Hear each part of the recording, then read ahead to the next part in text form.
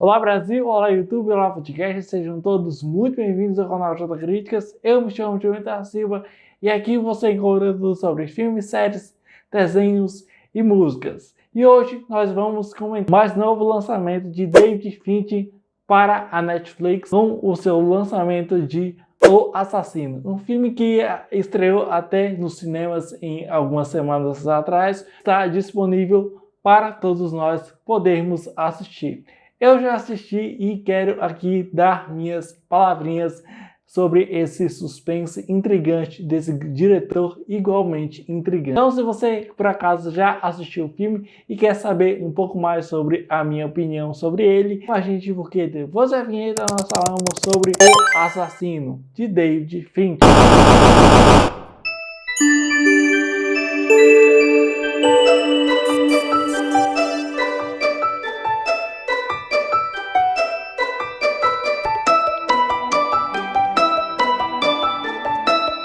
Depois de quase um acidente fatídico, um assassino de aluguel enfrenta os seus empregadores e assim mesmo em uma caçada humana internacional que ele insiste não ser nada pessoal. O Assassino ou The Killer é um filme estadunidense de 2023 para a Netflix, dirigido aqui por David Fincher e escrito pelo roteirista Andrew Kevin Walter, baseado numa série de quadrinhos de mesmo nome, escritas aqui por Alex Noland e também por Luke Giacomo. O filme é estrelado por Michael Fassbender, Tilda Swinton, além da atriz brasileira Sofia Charlotte. E será que esse suspense intrigante de David Fincher realmente é isso tudo?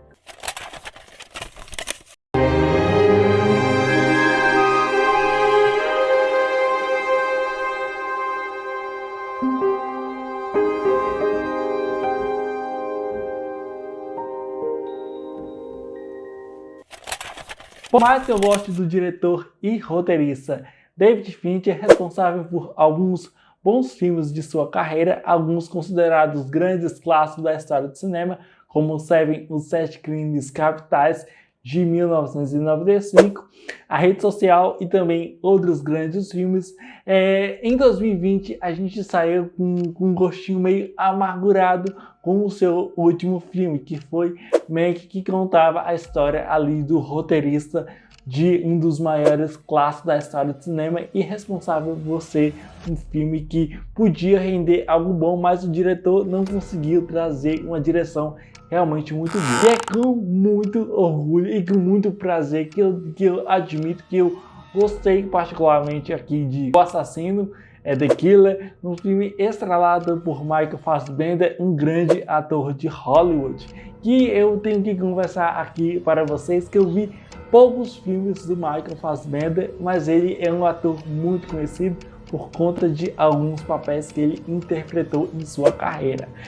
O Assassino, ele é um filme que ele é um estudo de personagem, ou seja, a gente vai ver as coisas que acontecem no longa de maneira aos olhares do protagonista, ou seja, o personagem de Michael Fassbender. Que personagem esse é realmente muito interessante que a gente vai presenciando e acompanhando as coisas que ele vai nos contando. É um filme que ele utiliza aqui o artifício, que eu acredito que ele é clichê, só que quando um cineasta consegue de fato trabalhar muito bem com esse artifício esse que é o artifício da narração em off, realmente chama muita atenção. O diretor David Fincher, juntamente com o seu roteirista, eles conseguem trabalhar com esse artifício de uma forma muito interessante. Ou seja, ele vai nos contar como ele se tornou, mas como o personagem que é um assassino de aluguel, ele vê as coisas, ele manipula as coisas, ele é muito minucioso, ele não age muito com a emoção, e sim com o racional. E isso a gente nos primeiros minutos da metragem. Então, ele é separado em 4 capítulos e um epílogo lá no final do filme, e onde cada capítulo o cineasta ele vai dividir suas partes, né, e dividir conosco como esse personagem vê, como esse personagem sente, como esse personagem presencia, seja em momentos em que a gente vê um perigo muito iminente no qual o personagem vai presenciando. A gente até poderia vários exemplos de outros cineastas que já conduziram muito melhor aqui esses filmes sobre assassinos de aluguel. Tem, por exemplo, um filme muito clássico da história do cinema que se chama O Profissional, né, lá de 1994, se eu não me engano, que é inclusive muito conhecido por conta de ser um filme realmente que soube lidar bem com esse tipo de artifício. Não me lembro se nesse filme ele tem esse artifício da narração. Eu acredito que não, mas aqui é muito presente. E a estrutura da montagem ajuda muito nesse sentido, no qual a gente vai presenciando esse personagem depois que ele presencia ali uma situação familiar onde pessoas invadiram a casa ali de uma pessoa que ele tanto gosta, e ele vai atrás dessas pessoas. E essas pessoas que fizeram isso fazem parte daqueles que o contrataram. Então o filme ele nada mais é do que ele tenta criar coisas novas, que ele não apresenta muito dessas coisas. E isso eu acredito que seja um ponto muito negativo. Ou seja, a parte mais literal do que o projeto nos entrega é entregar coisa que a gente já viu. Só que eu acho que mesmo que o David Fincher ofereça até um artifício clichê nessa metragem aqui, eu acredito que a direção dele, juntamente com o roteiro, juntamente com a montagem e principalmente o design de produção e outros elementos que compõem esse filme aqui, chamam muito a atenção e não fica algo realmente chato de se assistir. Eu particularmente achei um suspense muito intrigante. Eu acho a música uma distração útil. Uma ferramenta para o foco. Evita que os pensamentos divaguem. A cinematografia do filme é muito deslumbrante, né? O diretor de fotografia que já trabalhou em alguns projetos do David Fincher, que é o Darius Khondji, ele usa a luz e a sombra para criar uma atmosfera de tensão e de suspense, criando ali uma certa, como ele explica no início do filme, né, a cada segundo nasce suspense e tensão, criando ali uma atmosfera realmente sombria. Realmente a gente entende as cores que ele usa, ele vai usando muito as cores mais frias, sabe, aquele verdinho bem clarinho, e também as cores do figurino juntamente com os cenários ajuda muito nesse sentido, ao contribuir ali para uma explicação de que o personagem ele estava na pior. Como é explicado no filme, né, a gente obtém esse artifício aí da narração.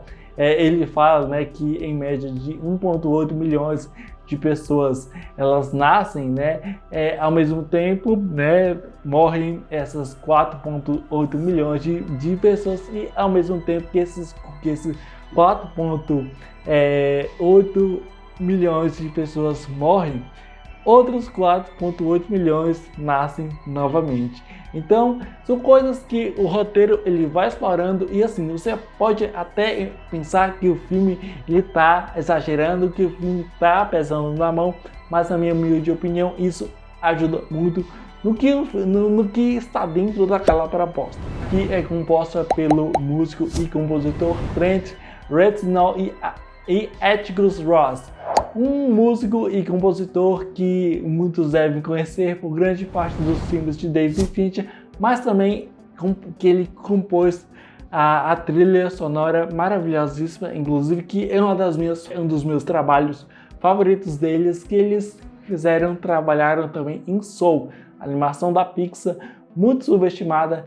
Mas enfim, a música aqui, né, composta por esses compositores, ela cria uma atmosfera e contribui para o clima sombrio e violento do filme. E ainda falando um pouco sobre essas coisas, é muito interessante em algumas cenas isoladas como o personagem, o assassino interpretado por Fassbender, ele está escutando uma música e a edição ela brinca muito com os sentidos do que a gente vai presenciando.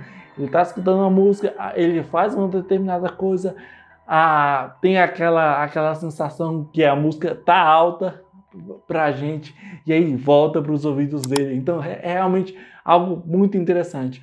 A edição do filme é também um outro ponto que eu gostei bastante de ter assistido, né?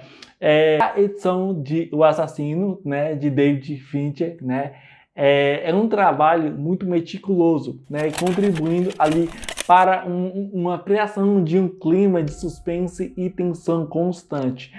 O editor, o responsável pela edição de O Assassino, né, esse filme, Kirk Baxter, né, que já trabalhou ali com o David Fincher no Seven, Clube da Luta e também Zodíaco, outro filmaço do David Fincher. E ele aqui utiliza várias técnicas de edição que a gente já presenciou em outros filmes, não somente do diretor, mas também de outros filmes que a gente já está acostumado a assistir. As principais coisas que ele usa é oferecer aqui planos longos e sequências muito contínuas.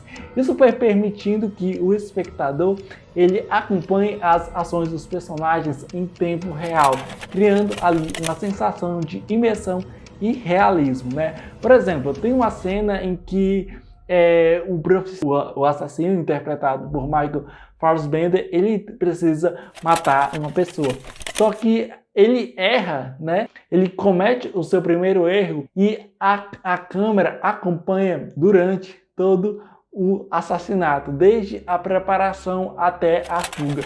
E é muito interessante porque também a direção de fotografia, juntamente com a montagem, juntamente com a própria direção do David Fincher, vão criando essas coisas que trazem essa imersão total. Tem toda uma preparação muito interessante nesse filme aqui. Cria ali uma sensação de suspense e urgência que é intensificada pelo fato que o telespectador não sabe o que vai acontecer na sequência seguinte. Então, assim, o filme tem outros maneirismos muito interessantes, e aí, por exemplo, o personagem, a cada capítulo, ele vai em um lugar diferente, ele vai em países diferentes para matar essas pessoas que fazem parte ali desses proprietários, né? E é muito interessante porque cada momento a gente vai percebendo uma coisa diferente. Até que a gente tem a personagem ali da Tilda Swinton, que é aquele momento em que eu não vou falar muita coisa, em muitos detalhes, mas é algo que eu curti muito.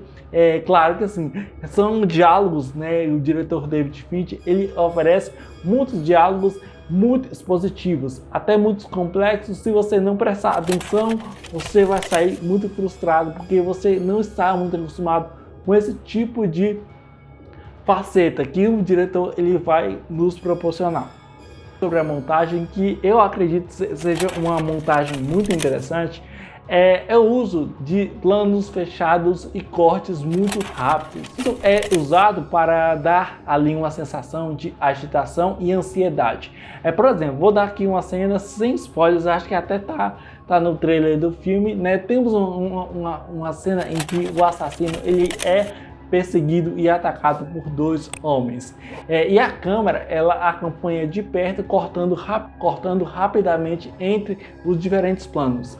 E é muito interessante porque o filme também, eu não sei se essas cenas elas são feitas em planos sequências, eu acredito que não. Mas é muito interessante porque a junção da montagem com a fotografia é algo muito interessante. A edição também ajuda a criar um ritmo narrativo muito equilibrado, né? O filme ele alterna entre cenas de ação bem inquietantes, suspense, com cenas mais lentas e reflexivas. Cenas essas reflexivas que é o que eu estou falando aqui.